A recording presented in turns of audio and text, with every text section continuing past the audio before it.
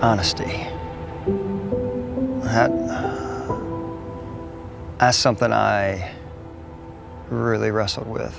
They say you can lie to others, but you can't lie to yourself. And that is the biggest lie of all. Because I became a master at lying to myself.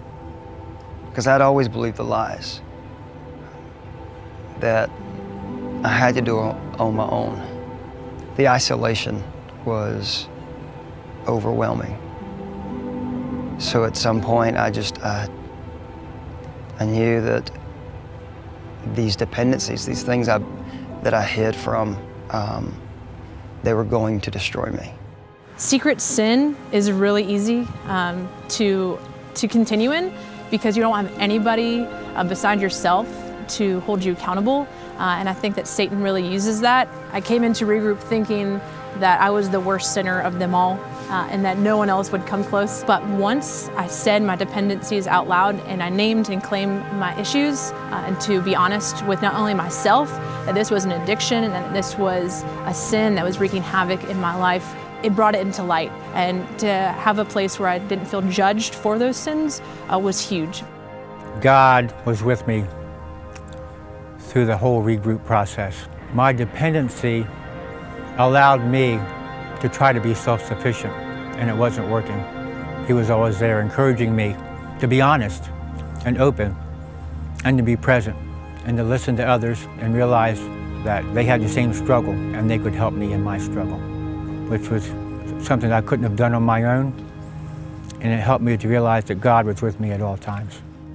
It's definitely a process. It's definitely something that you have to come to feel on the inside. It definitely comes with putting God first.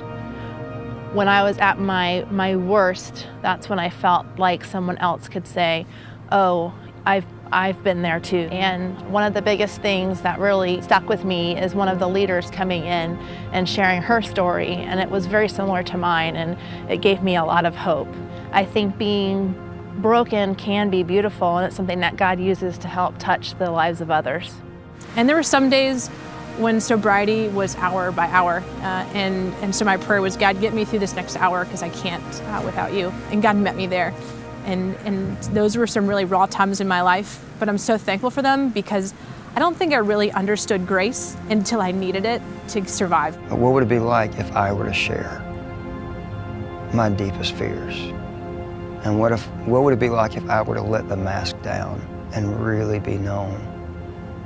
I sat across from a man who's known me for most of my life, and I shared my brokenness with him for the first time. And he ended the day with, I love you. And those words broke something in me in such a good way. This lock that had been in place for so long was shattered. And I was driving down the road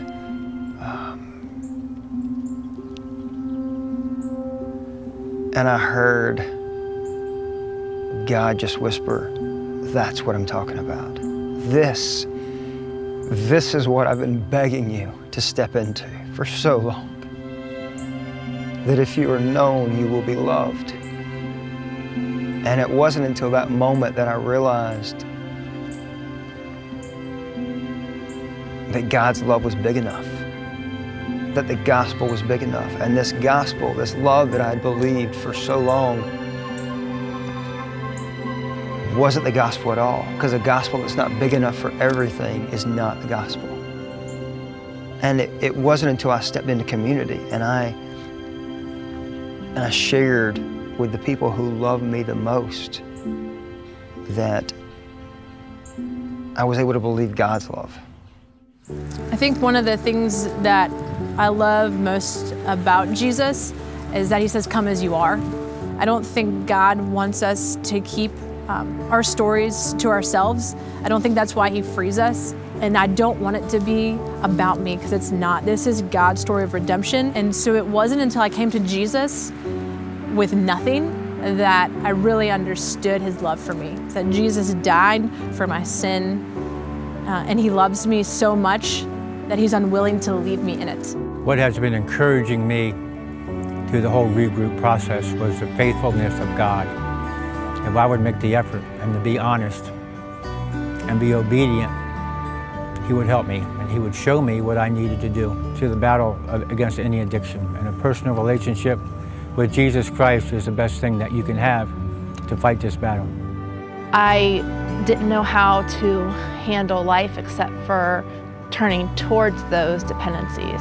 I found triggers and things that lead me to my dependencies, so learning how to be sober and how to live that life is really important to me. I've changed so much and I've seen God do so much work in such a short time, and I believe that that's what honesty brings to your life. And it just has been able to get easier as I weed the things out that aren't good for me. My whole life I've been caught in a cycle of hiding and fighting and running.